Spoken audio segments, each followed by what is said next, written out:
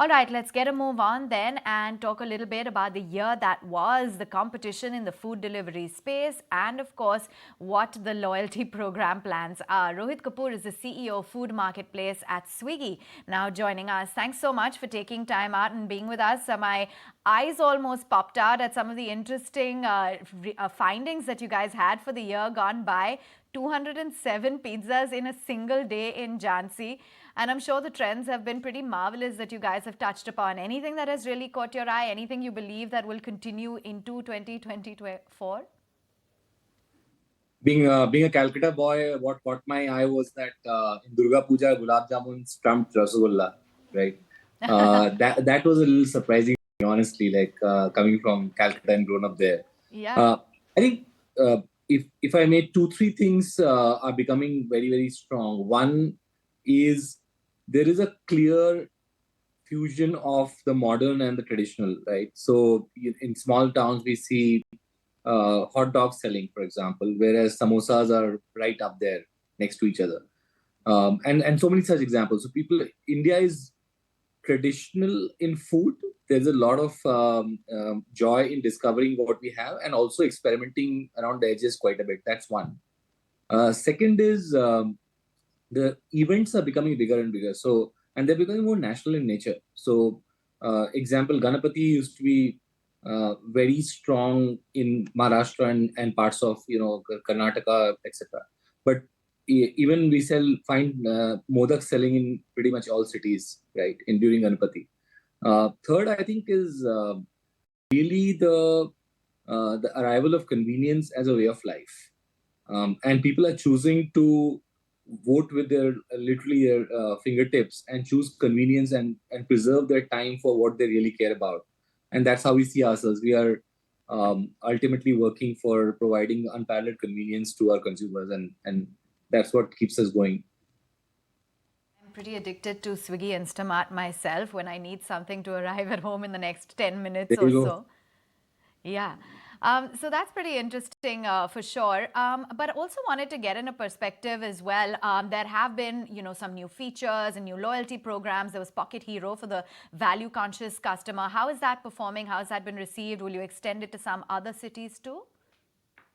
It's a recent launch. I think there is a wide spectrum of consumers. I think India is not one, and there are consumers who look for different features, different benefits. So this is for people who like food, but value is important for them. And we launched it in Gurgaon, but now it's been scaled up to other cities as well. There are multiple initiatives. I think we keep listening to consumers, trying to figure out what they are looking for, and also sometimes inserting things which they may not be looking for, but we are excited about and we believe will be big in the future.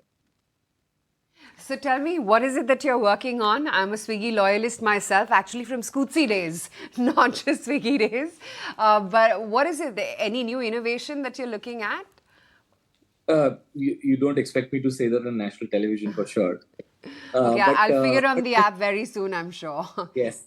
But let me tell you how we think about some of this. Like, I truly believe that our business changes as the society and the kitchens of India change, right?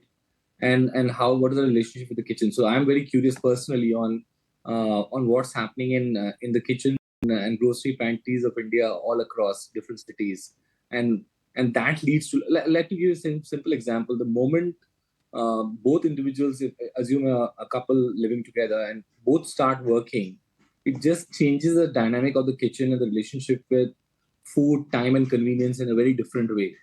So rather than just looking at features, we are very curious about what's happening in society and what can we sort of build on and provide. Again, we come back to a very simple point saying we wake up every day to make your life convenient, and are there more areas, more things we can do to make it convenient? Yeah. In terms of a trend, there was a view that 2023 started a bit soft and then it picked up in the second half. That's the trend which we look at when we look at your peers and the industry experts that tell us. Was that your experience also, that 2023 started slow and then it picked up only in the second half? We had a more consistent feeling about the business through the year, right? Especially the first three quarters which have gone by so far. And this is a business where there is of course, it's driven by two or three things. One is clearly what the macros are in terms of GDP per capita, what's happening to the consumption economy. Second is what we end up doing, how we innovate and how we are able to provide value. And third is there is a bit of seasonality in the business for sure.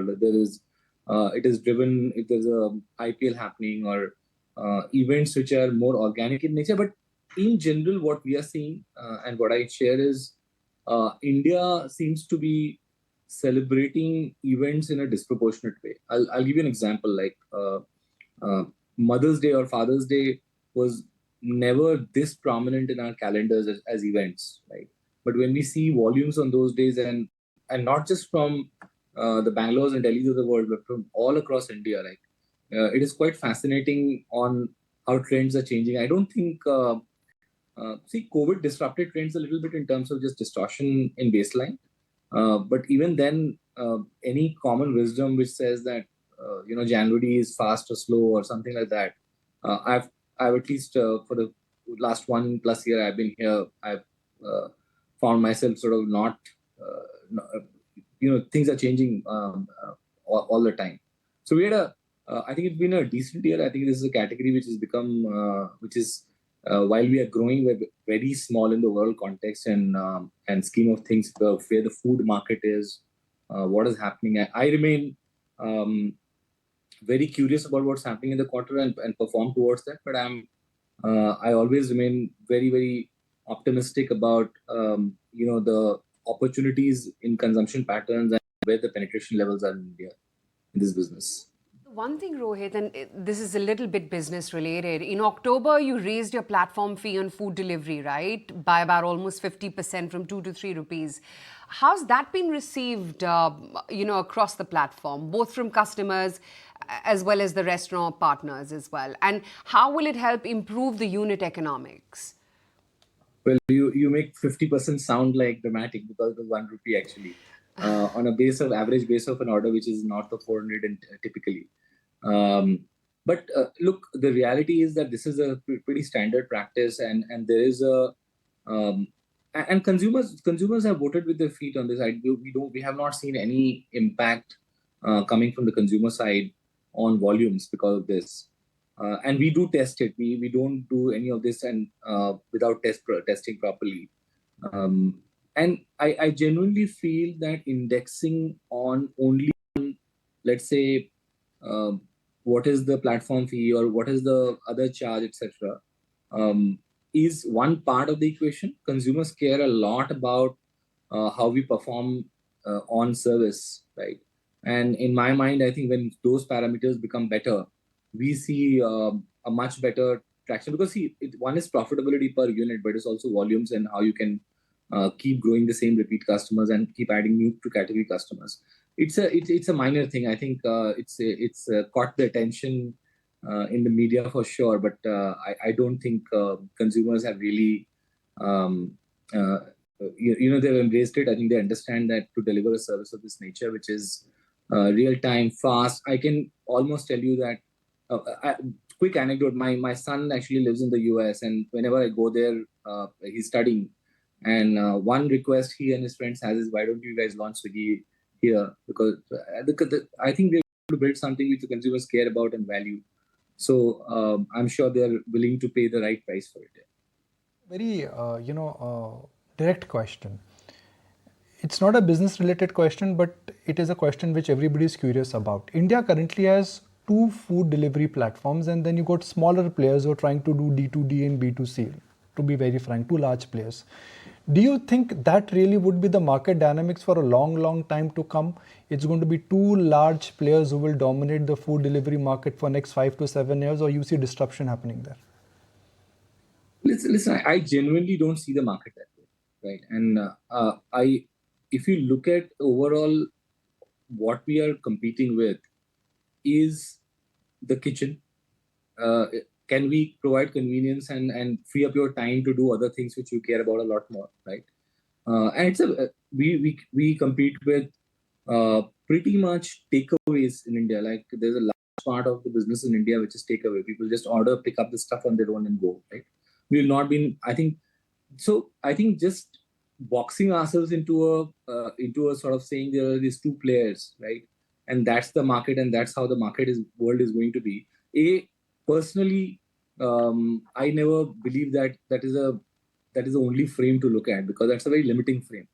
And I'm not giving you an answer because I can't give you a better answer on television. I genuinely think so, saying this is really a limiting way of looking at the industry. Again, I keep repeating to my teams that we are very, very small right now. If you look at what food, like I remember speaking to one of the entrepreneurs who started a samosa business, and she mentioned to me there are a few crore samosas sold in India every day, right?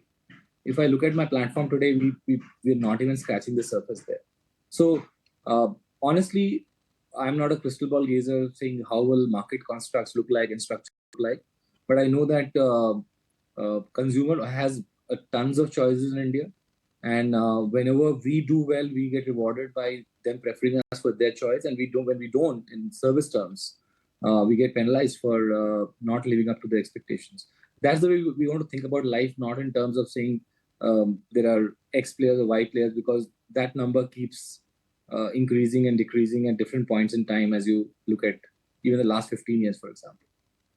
Food delivery market, and in India we tend to draw China parallel to everything. X number of cars are being sold in China, India is headed there. X is the per capita income of China, India will move there. If I look at the Chinese food delivery market, the per capita, the size, everything is strikingly different from India. So are we headed there sooner than later? I forget China. I think if you talk penetration levels and scale over a 10, 20-year period, I don't see why not, right? Simply because it goes back to, is it a way? It is becoming a way of life. Yes. Is food going to be relevant in our lives forever? Answer is yes. Is India's relationship with food is like in many other countries? So food is very integral part. Yes. Do people, as they become as nations become more wealthier, do they value time and experiences as a factor? Yes. So whether we hit the same numbers as China or we are somewhere there, but directionally, I think so. I would tend to agree that those are good penetration benchmarks to look at. Okay, sure thing. Just wanted to get in one quick view from you in terms of, I'm sure this is something as a platform that you face, delays in terms of order deliveries, technical glitches really. Of course, they are one-offs, but does that really ruffle feathers? How do you deal with it internally? If we could just understand better. Oh, we get very, very distressed when it happens. Like I can honestly tell you, those are our worst moments. I don't think we obsess about anything more than an order gone bad. And we operate at scale, so a few things do happen. I think we do operate at very, very high levels of efficiency and reliability. I think, having said that, are we at all satisfied with even the small percentage which happens? Answer is heck no, right? I think, and one thing about Swiggy is, and this is something which I think Harsha and team have built from day one, is we are extremely consumer centric as a company. No, not every company says that, but I think like a something which is going wrong with the consumers will almost be an emergency meeting between us versus some other, let's say, business parameter being discussed. So yeah, we care about it. Because frankly, I feel very bad whenever I'm not able to, or our company is not able to deliver the promise that we made to the consumer. It's not a good feeling, and we want to minimize that to whatever extent is humanly possible. We wake up every day living to that mission. Okay, it's your worst nightmare, but you guys deal with it, and of course, can't wait to interact with you next year and hopefully sooner, and find out, of course, what India has been chomping and binging away on. Okay, thank you, and wish you all a very happy upcoming holiday season and New Year. Yep. Merry Christmas, Happy New Year. Thanks so much for joining in.